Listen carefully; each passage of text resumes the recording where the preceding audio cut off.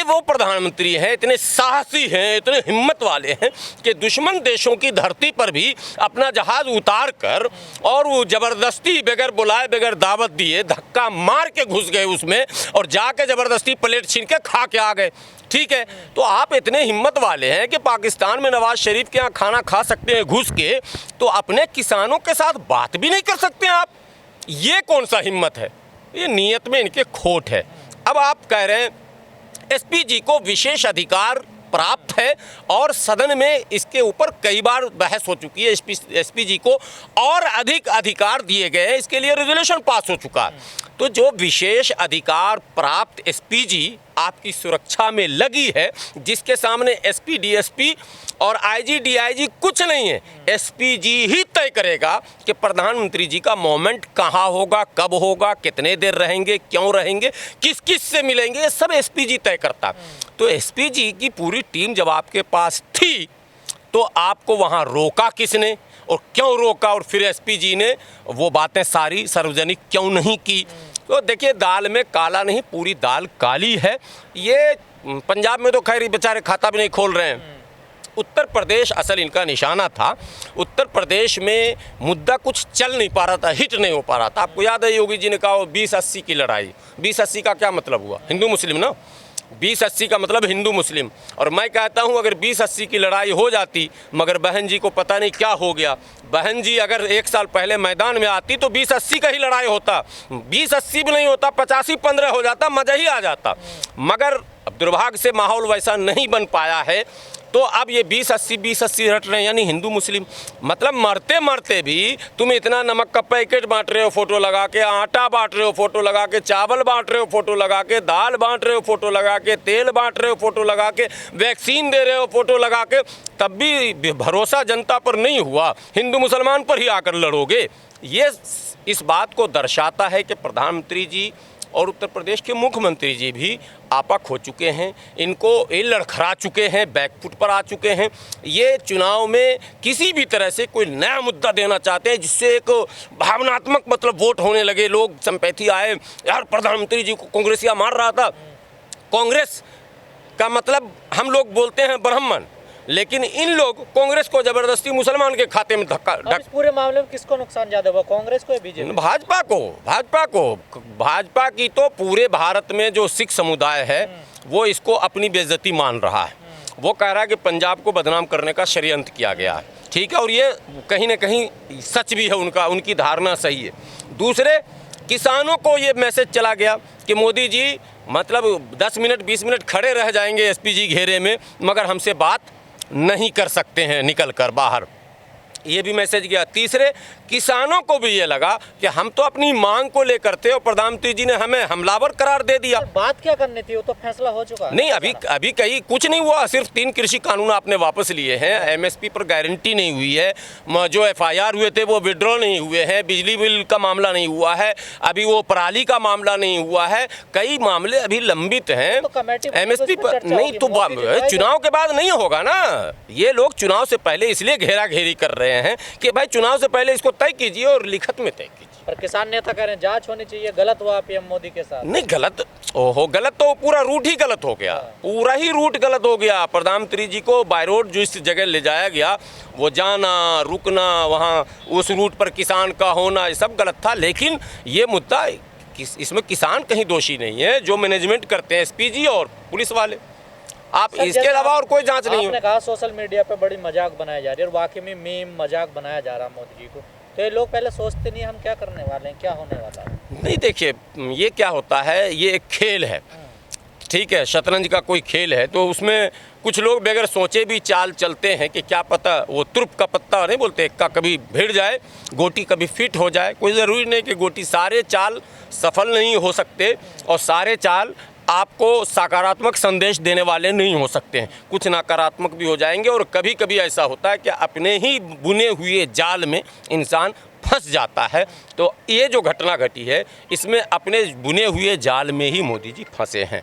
संवेदनशील मुद्दा है, देश के प्रधानमंत्री हैं और प्रधानमंत्री जी ने जो वक्तव्य दिया पंजाब की भूमि पर, मैं समझता हूँ वो उनके गरिमा के विपरीत था। उनको ये बयान नहीं देना चाहिए था। जो उन्होंने कहा कि मुख्यमंत्री को कह देना कि मैं ज़िंदा लौट आया, मैं समझता हूँ ये शब्द ही विवाद का जननी है। इसने विवाद को जन्म दे दिया। यदि इन शब्दों का प्रयोग न होता तो इतना विवाद नहीं होता।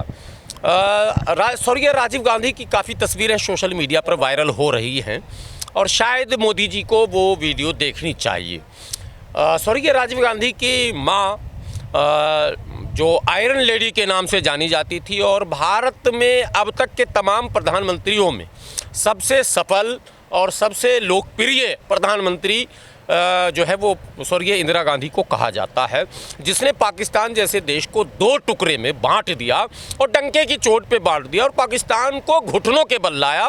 पाकिस्तान के 90,000 से अधिक सैनिकों के हथियार डलवाए और दुनिया में एक भारत की पहली बार धमक महसूस हुई स्वतंत्रता के बाद, आज़ादी के बाद।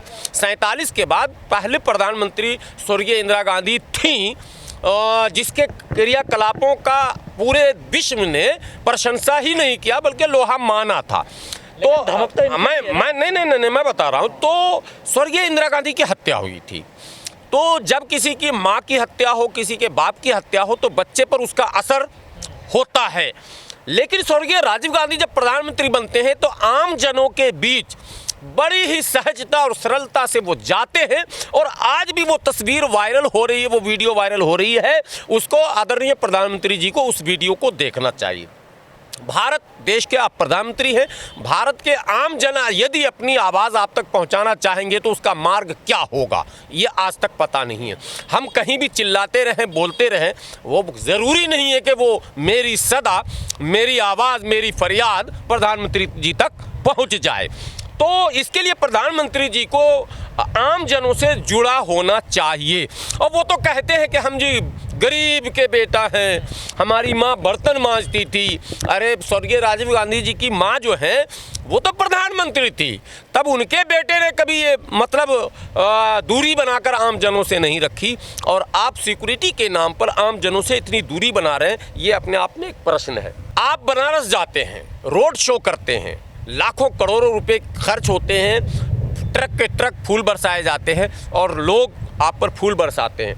तो बनारस की जनता और पंजाब की जनता में अंतर क्या था? अगर करीब ही कोई आ गया आपके तो आप उसको स्वीकार कर लेते। उसके जो वो बेचारा आपके समर्थन में नारा लगा रहा था, जो वीडियो अब मार्केट में आए, पता तो चल गया आपको भी कि वो प्रधानमंत्री मोदी जी के जय जयकारा लग रहे थे, भारतीय जनता पार्टी जिंदाबाद, प्रधानमंत्री मोदी जी जिंदाबाद।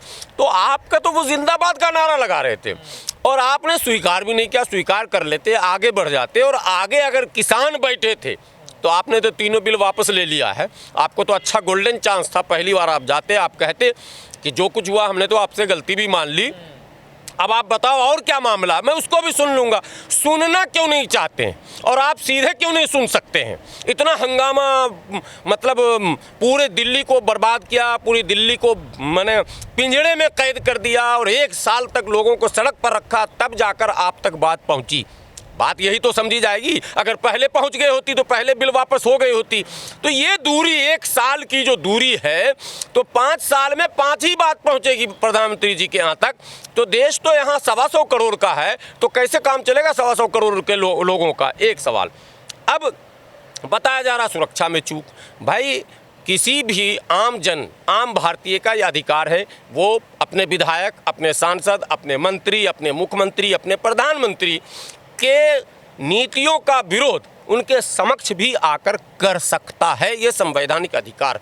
वो विरोध हो रहा था यदि किसान थे उस सड़क पर आगे तो। अब चूक किससे हुई? जब उस सड़क पर किसान थे तो क्यों मोदी जी के काफिले को जाने दिया गया? ये सवाल पूछा जाएगा और वो पूछा भी गया और वहाँ के एसएसपी को सस्पेंड भी कर दिया गया। सारी कार्रवाई हो गई। अब आप घूमना चाहते हैं इसमें कि चन्नी ने षड्यंत्र रच दिया, कांग्रेस ने षड्यंत्र, ये सब बकवास की बातें, ये सब राजनीति है और इससे आपकी गरिमा और कम होगी। प्रधानमंत्री जी का छीछा लेदर हो रहा। सोशल मीडिया पर लोग मजाक उड़ा रहे हैं कि भाई ऐसा कैसे हो जाएगा। और चन्नी के बयान के बाद तो प्रधानमंत्री जी बिल्कुल एक्सपोज हो गए हैं। तो इसलिए ये मुद्दा बिल्कुल मैं समझता हूँ भटकाने वाला है, वर्गलाने वाला है, दिशाहीन राजनीति है ये, इसको कहीं से भी सकारात्मक राजनीति नहीं कहा जाएगा। और मैं समझता हूँ प्रधानमंत्री जी से मेरी विनती है व्यक्तिगत तौर पर कि देश में इस तरह की राजनीति न करें। सर मीडिया तो बिलबिला रहा है। नहीं, मीडिया तो एक ही दिन बिलबिलाया था, उसके बाद बैक फुट पर आ गया। बिलबिलाया क्या था, उसने तो बहुत कुछ कह दिया था, लेकिन वो एक ही दिन में जब वीडियो सारे वायरल हुए और ऑपरेशन जब आप जैसे लोगों ने शुरू किया, तमाम पत्रकारों ने सोशल मीडिया पर, और एक एक तस्वीरें जब सामने आने लगी, तो ये मीडिया तो खुद ही बैक फुट पर आ चुकी है और भाजपा के लोग बैक फुट पर आ चुके हैं। अब धरना प्रदर्शन भी खिसियानी बिल्ली खंबा नोचे, कुछ लोग अभी दुआ कर रहे थे, कुछ उनके अल्पसंख्यक सेल के जो भाजपा के हैं वो प्रार्थना सभा, वो दरगाह पर चादर भी चढ़ाने गए, उनकी जान की अमान और सुरक्षा की मांग। ये वही प्रधानमंत्री जी हैं जो बगैर किसी सूचना के भारत का सबसे बड़ा कथित तौर पर शत्रु कहा जाने वाला, मैं तो नहीं मानता हूं कि उतनी उसकी औकात है कि वो उतना बड़ा शत्रु है, लेकिन भारत में जो भी घटना घटती है उसका आरोप मढ़ा जाता है पाकिस्तान पर, और बगैर किसी सूचना के पाकिस्तान की धरती पर अपना जहाज़ उतार देते हैं और लड़कते फुरकते, कोई योजना नहीं होती, इसलिए रेड कारपेट का भी इंतज़ाम नहीं है, स्वागत का भी इंतज़ाम नहीं है, वहाँ के सेना प्रमुख या कोई इनका स्वागत भी नहीं कर रहे हैं। ये जो है मुंह लटकाए नवाज शरीफ के घर पहुंच जाते हैं, बिरयानी खाते हैं।